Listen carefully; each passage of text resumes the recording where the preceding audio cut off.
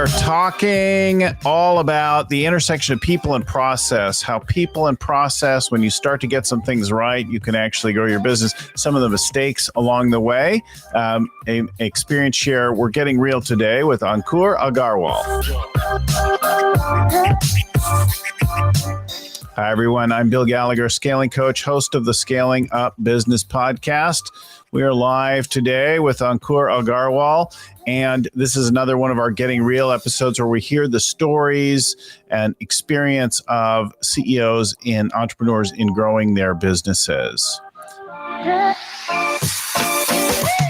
Our Getting Real shows are sponsored by the Entrepreneurs Organization chapters of the Bay Area. EO is how they're known normally. Our 3 EO chapters in the Bay Area are part of a member-led organization, a peer organization of entrepreneurs around the world, over 15,000 now, but 3 chapters in the Bay Area serving the major geographic areas of the Bay Area, where entrepreneurs can come together, learn and grow together, develop their businesses, support each other in the very unique challenges that they have. So we're very proud to be sponsored by the EO organization. I've been a member of that organization for over 21 years now. I'm currently the president of one of the Bay Area chapters, and we're really glad to have them as a sponsor. If you'd like to know more about EO, the EO Entrepreneurs Organization, or to get information or to apply for membership, go to eonetwork.org and check it all out there. We'd love to have you. So I'm going to turn now to Ankur. Ankur, welcome to the show. Thanks, Bill. Thank you so much. Happy to be here. So Ankur is CEO of Clarion Technologies, a company that he co-founded in 2000 and has been going on for years now. They've got 3 state-of-the-art centers employing over 400 people and working with over 1,000 clients. He's also an angel investor and part of a variety of startups very active in the entrepreneur community, if you would say, across India, which is, of course, massive. He's an alumni of several important organizations there, the Indus Entrepreneurs, Taipune, the Indian Angel Network. He's been a member of EO and YPO, both organizations that we are closely tied to and work with a lot of members around the world. And he's a scaling up success story himself, and we're going to hear more about that today. He's been working for years with another of our coaches, a coach in India, Ajay, who has been one of the, I think, the first or local coach in the area there. And we now have several coaches. One who recently just came to our ranks after his successful entrepreneurship, and we have a couple more in the works. So we're really excited to have coaches like Ajay and CEOs like Ankur demonstrating the work of scaling up and that. So I'm so happy. Thanks for joining us today. Sure. Thank you. So tell us about the start of the business, right? Well, actually, why don't you describe the business a little bit first? Give us a picture of what you do and how you work. So Clarion Technologies is a software development company doing work for companies in the US and North America and Europe. Talk about your approach to that, what's unique about it. Give us a little description before we get into the launch of the business. Sure. So, Bill, we are an offshore software development firm based in India. Mm-hmm. The last 2 decades, we've been working with small and medium enterprises in North America and Europe to help them build their unique software products and platforms. So our offering is called vEmployee, or the virtual employee. Mm-hmm. So our clients engage us to help them build a dedicated team of software engineers in India under our supervision and management. So these engineers are dedicated and work full-time for our customers, just like their own full-time employees. And apart from software engineers, the vEmployee model gives our customers access to highly experienced project managers, scrum masters, software architects, database experts, quality auditors, and an array of highly mature software development processes and best practices, which have been audited at CMMI level 3 Agile, which is a certification by the Software Engineering Institute at Carnegie Mellon University. So we were a garage startup in 2002, and today we are a 400 people team spread across Bangalore, Pune, and Ahmedabad. Yeah. So you've got this virtual employee team. You put together a small team of dedicated. So if I'm working with you, I'm a scaling up company in the US or Europe, and I am working with you. I have a dedicated team that I work with regularly. You're employing them and managing them over there, and they're using your framework and practice and things like that. So I know the way they're working makes a lot of sense, and I develop a relationship with my team there. Yes, that's right. That's right. Yeah. So that's a little different, right, than somebody who just says, I'll do your project for you, and you have no idea who's working on it. There's not clear continuity and that kind of thing. Yeah, correct. I think 80% of the companies work on that model. We don't. We build dedicated teams. That's our USP. Yeah. So it's really great because many of us have need for not just a one-time development, but then, of course, the ongoing development, the maintenance, the support of whatever technology that we bring to bear to our business, whether we're a really core tech-facing company or we are a more traditional company who's added a piece of technology to complement what we do in both cases, right? Correct. Yeah. So most of our customers are long-term. I mean, we have few customers at least who've been with us for more than 10 years. That's the nature of technology. Once you're in it, you keep improving and user expectations keep changing and it keeps going. So, yeah. What I liked about your firm, a couple of things. I mean, one, you're one of us, right? EO, YPO member, and scaling up a client. So you've been doing the work and applying the process, and you're putting the best things. But let's get real now. Talk to us about the development of the business in the beginning, right? Tell us the story of the creation of the company, how it didn't go well at first, the kinds of things. Like, take us through some of that. I think that's the fun, useful part. Sure. I mean, we are almost a 2-decade-old company, so and I'll be honest with you, Bill. So when I started, my first venture failed, and but since your audience is all entrepreneurs, let me share what happened. I'm sure it will resonate with them because most lessons, right? Yeah. So I started my first business in 2000, as you rightly pointed out in the beginning, after quitting a well-paying job with one of the best tech companies in India. In less than 2 years, we went bust. Our initial round of funding came from the classic 3 Fs, the friends, family, and fools. Only in this case, the fools were me and my wife. So when we realized that we were... I know that one well, having funded some of my own projects that didn't go well. I know. So when we realized we were deep in shit, we wound up and started looking for a job.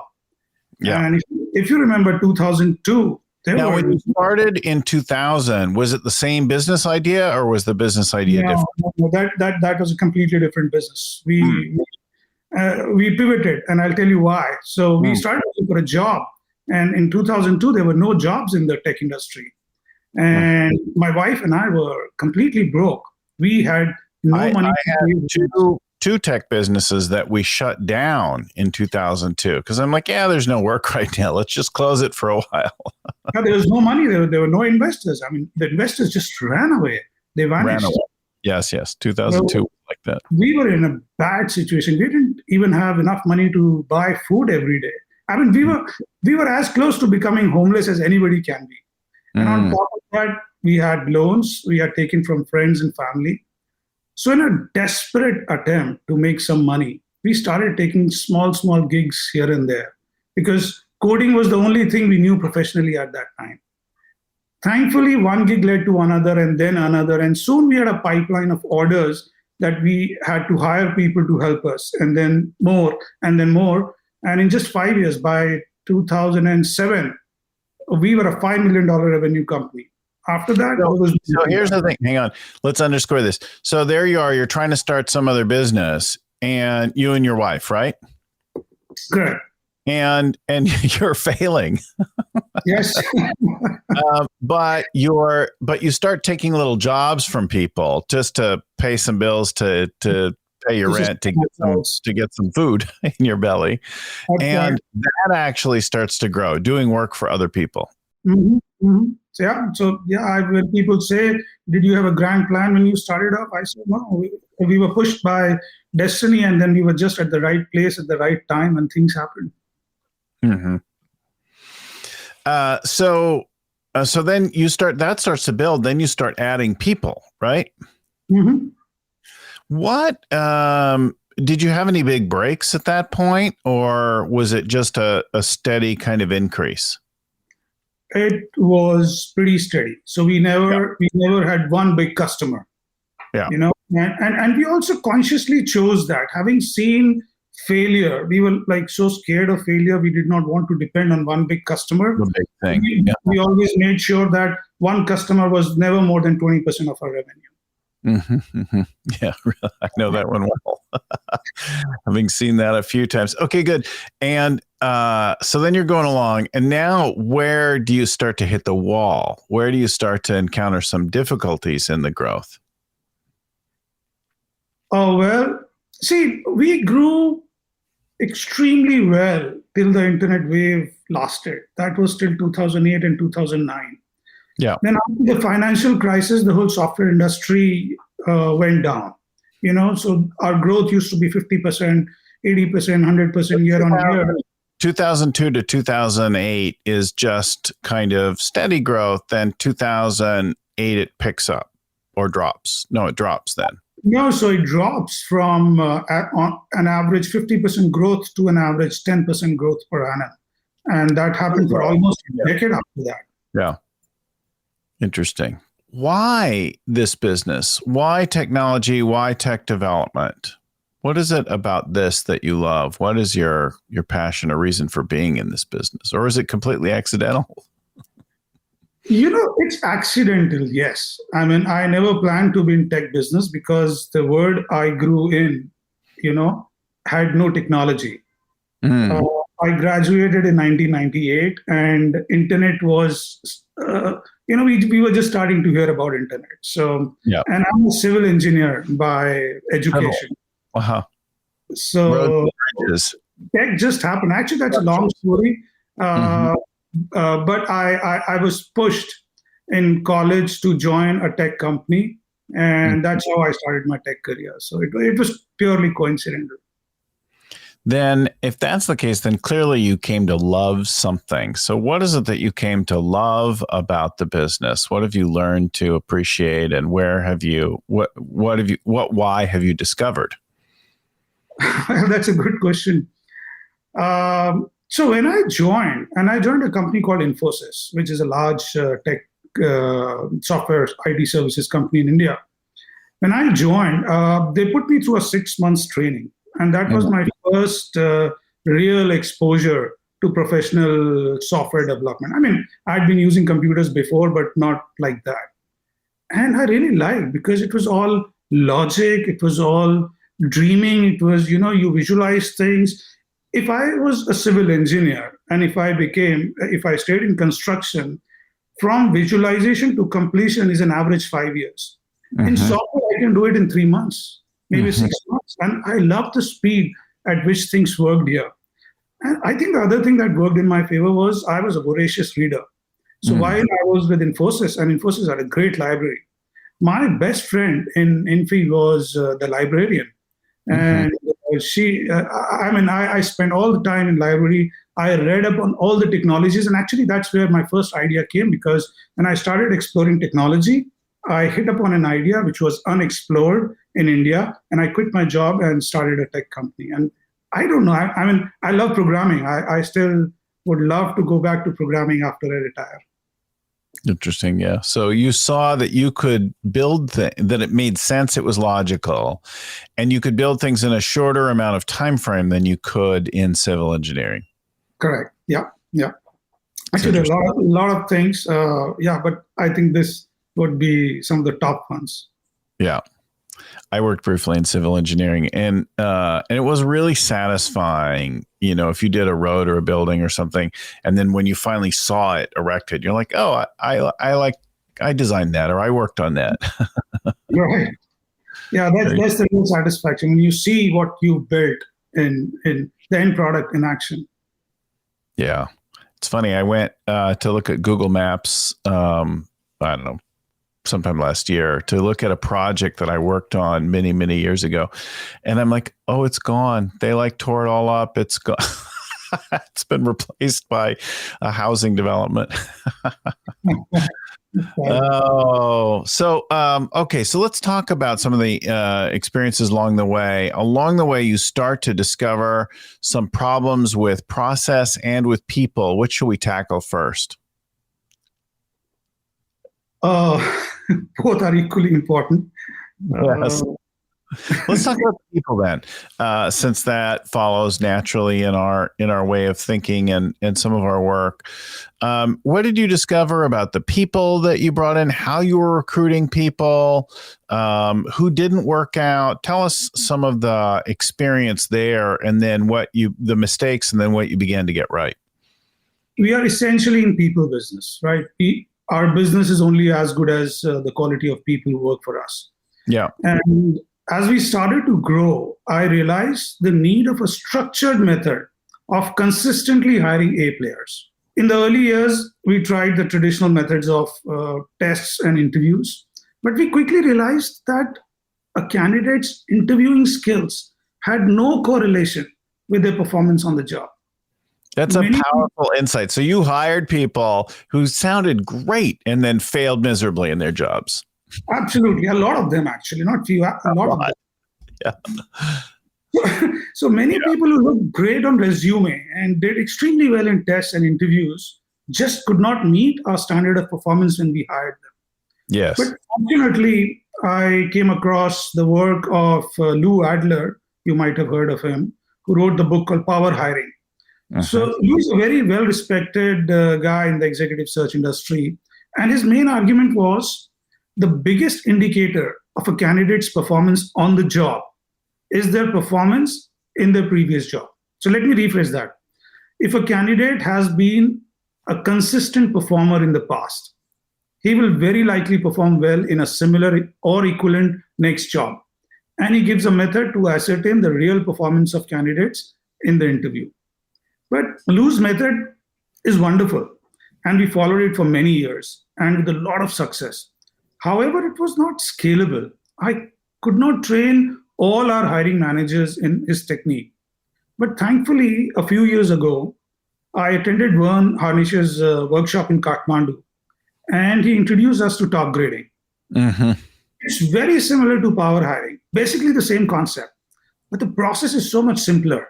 I'd say less academic and more practical. So now all our hiring managers are trained in top grading, and we are able to consistently hire, and notice the word consistently, hire top performers from the market. Our competitors wonder how we managed to grow every single year in the last 19 years. And it's really simple. If you have great people, you don't lose customers. So if you add even a few more, your business can only go up. I highly recommend top grading.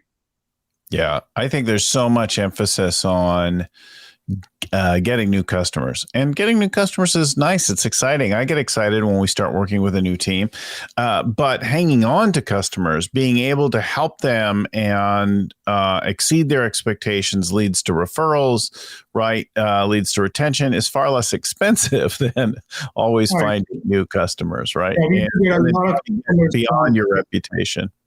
Yeah. We get a lot of customers through reference. Yeah. So you have some very bad experiences initially, right? With hiring of that original team back in the early 2000s. How many are still with you?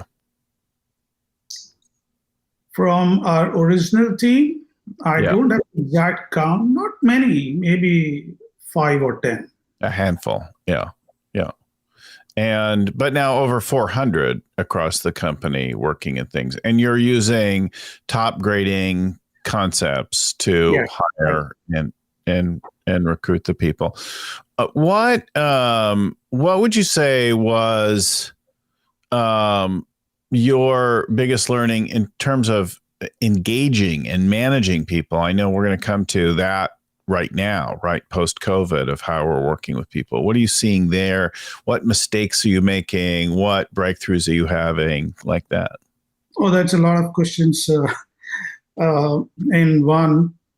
So from an employee engagement perspective, well, the word before COVID was different, and the word now is completely different.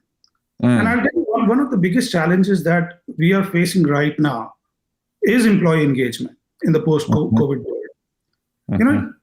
It seems work from home is here to stay. People want the comfort of staying at home, but humans need interactions with other human beings. We are social animals. Yeah. So as an employer, we need to balance between what the employee wants and what she needs. And if we don't do something about it, it's a disaster waiting to happen. People will be depressed. And there are already reports about 20% of the workforce being already depressed because of COVID. Productivity will go down, and all sorts of bad things will start to happen.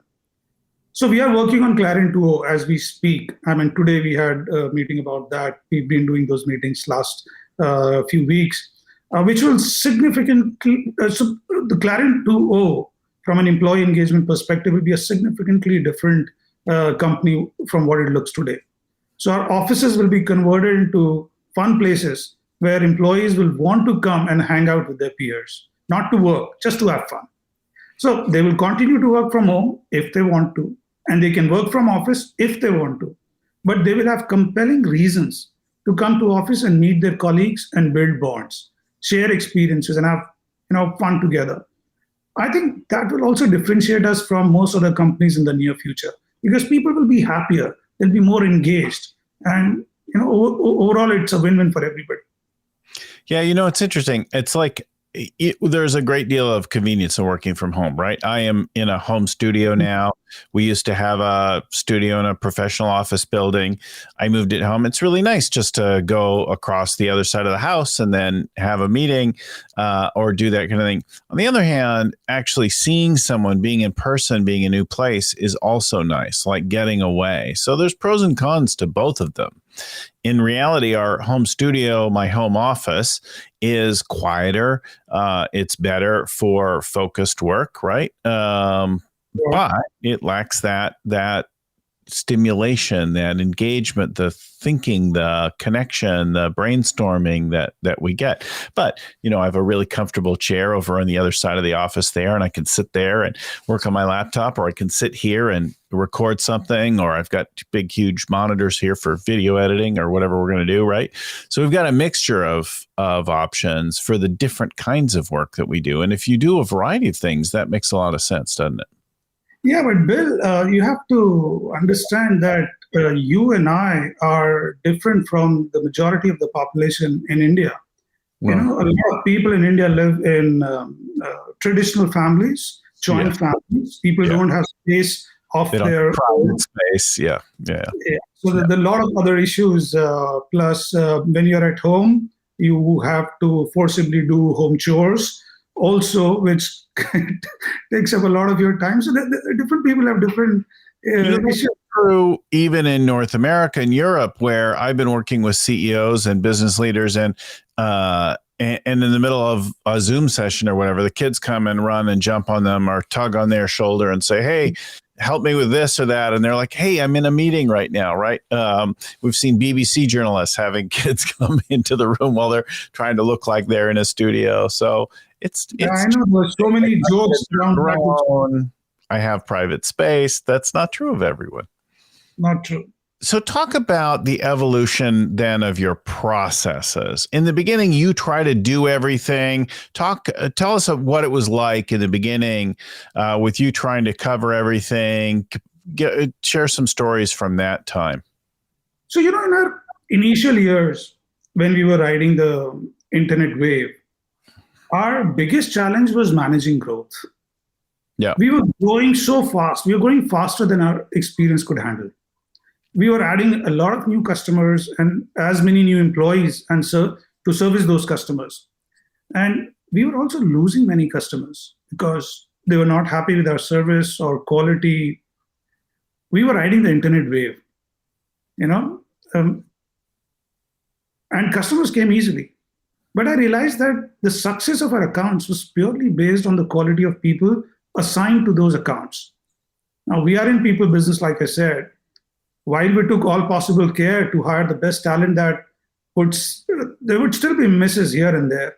And that was costing us a lot of money in lost business and missed opportunities. So fortunately, I came across another book. I'm a voracious reader. A book called The E-Myth by Michael Gerber. Mm-hmm. I remember listening to his audiobook on my New York to Mumbai flight sometime in the mid 2000, I think around 2005. And that completely changed the way I looked at business. You know, the book, I'm sure you know about it, essentially is about why small businesses fail and how processes can help them scale up. So, you know, after that flight, I stopped all lead generation activities. We paused all our AdWord campaigns, and I spent almost a year crafting out detailed processes for every aspect of our business.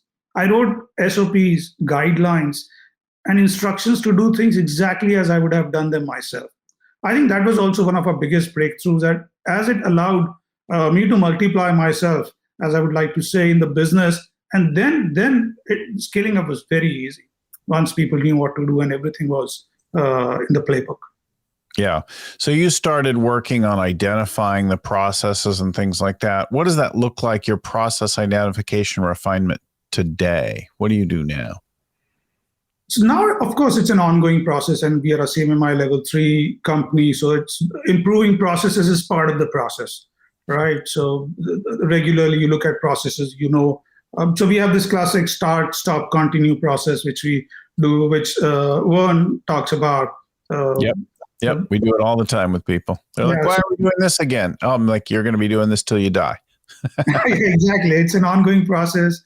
And so, of course, once those processes were laid out, then, of course, what we have now is completely different from what we had in 2005, but it evolved. But because we had the base, it was easier to evolve. Mm-hmm. Interesting. So you start working with your wife in the beginning, right? How did that go? Talk about the working relationship. Many of us work with our spouses. I did for many years. How did that go? How's that evolved? What are you guys doing today? You know, a lot of people ask me that question, and they are intrigued and surprised and even shocked that I have spent practically 24 by 7 last 20 years with my wife, you know, at home and in business. You know, so I'm grateful. Let me say this tactfully. I'm grateful to have an excellent partner who helped me build this business. I'm pretty sure that I could not have done it without her. She happened to be my wife, but she was not just my wife. We were both classmates in engineering college, and we were friends. And both of us had passion to become entrepreneurs. And that's actually the thread that connected us in the beginning. We were friends, and then we got married. And the reason I'm emphasizing that is I'm not promoting your spouse to be your business partner. What I'm saying is a good business partner can really increase your chances of success. Two minds are better than one. And when two minds think very differently, it works wonders. It helps you see every problem, every challenge, every decision with a 360 degrees view. And you end up making fewer mistakes. Plus, you have more bandwidth to try more things. I love that. I particularly hear and appreciate the respecting differences of perspective, different opinion. You look at the world from slightly different places. Even if you have some very similar points of view, you will see and emphasize different things. And if you can appreciate that other perspective, wow, there's a lot of value in that. Too often we end up arguing for supremacy on something rather than appreciating the different perspective. Another thing I've realized is we all have different personality types.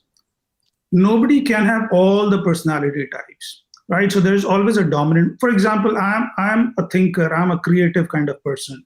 While my wife Swati, she is very analytical. She is very critical, right? If I was to run the business alone, I would probably have failed because I'm an ideas guy. I only think ideas. She's the one who questions me on all those ideas, and then we come to the middle path, which is practical. And I highly so when I invest in businesses, this is one of my biggest concerns. If you don't have a co-founder, that's number one criteria I will not invest. If your co-founder is like you, that's another criteria I will not invest. You can be friends, but you cannot be like each other. You have to be opposite each other. Yeah. What is your superpower? What are you great at then? So my superpower is to create, to manifest. I believe that's the superpower of all entrepreneurs. Healers heal. Doctor Strange has the power of levitation. Loki can change shape at will. Spider-Man can shoot webs out of his hands. We entrepreneurs envision the future and manifest it. So being an entrepreneur was my deepest desire. And that was my plan. And I manifested that. And for as long as I can remember, even as a kid in primary school, I always wanted to do something. And I did not know the word entrepreneur. Later, I found out that all I wanted to be was an entrepreneur. And entrepreneurs manifest every day, every month, every year. That's our greatest superpower, which differentiates us from the vast majority of people in the world, who I'm sure they have their own superpowers. I mean, I'm not saying it in that way, but that's my superpower. And I believe that's the superpower of every entrepreneur. They may have more. So what's the danger? What's the Achilles heel, the kryptonite of creating, manifesting stuff all the time? What problem does that give rise to? Oh, so it really depends on your state of mind. So, okay, I'm an optimist. My wife is a pessimist. So when things don't happen, I say, okay, let's try again. She's like, oh no, we failed. So I think if you're not an optimist, there is a danger because you're always conquering new mountains. You're always going after new goals, right? And so to manifest, you think of something which has not been achieved. So you're always running after something.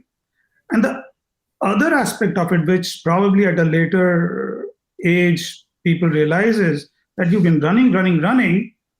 You never realize that you have already achieved where you wanted to be, and there is a time to stop. Interesting.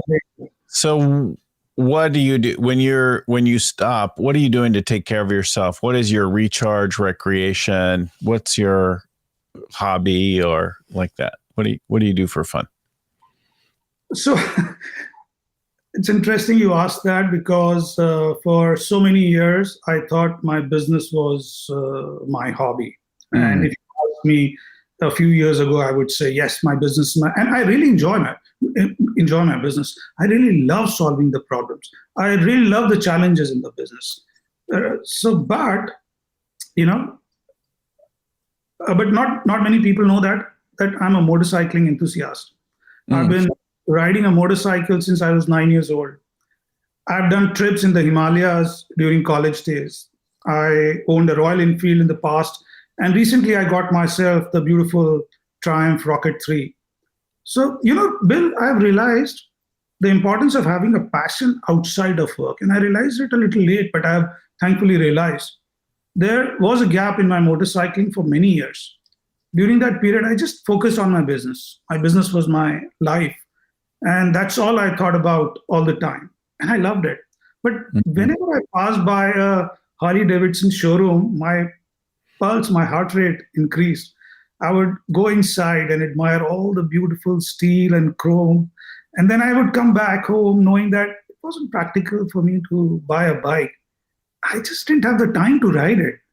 Now I realize that was a mistake. I should have made that time sooner. The bike has filled my life with joy I had forgotten about. I have many, many interests. One of them, I've had many motorcycles over the years, and I don't currently. Lately, I've been surfing, but I find that going and playing and having these kinds of things is like critically important to I agree. keeping balance, perspective. I've been a runner. I've been a triathlete. I'm a sailor. I surf lately. I've been doing this hydrofoil surfing. I had motorcycles. Like having lots of interests, I think, is really important to me. Having some interest, some other thing that gives you some balance and lets you recharge and play, I think, is critical. You don't have to have as many. I don't know as many. I spend an hour every day. Every morning, I go out on my motorcycle. I do some speed trips. I get my adrenaline rush. My mind is clear, and I'm full of joy. I think that's good enough for me for now. Yeah. The company needs an insurance policy on you, though, right? I wear the full armor. I have the best helmet I could find. I'm careful. What's your BHAG or what's your big goal? What are you working on now?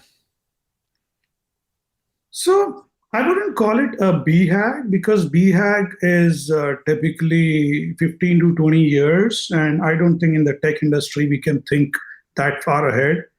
I don't think in any industry today you can think that far ahead unless you are really a top visionary like Elon Musk or somebody like that, Jeff Bezos. So our long-term goal is to develop an AI engine for augmented programming. And I believe we can significantly cut down the software development costs with the help of artificial intelligence and machine learning. And it will help us cut down on our manual efforts on programming and testing and deployment.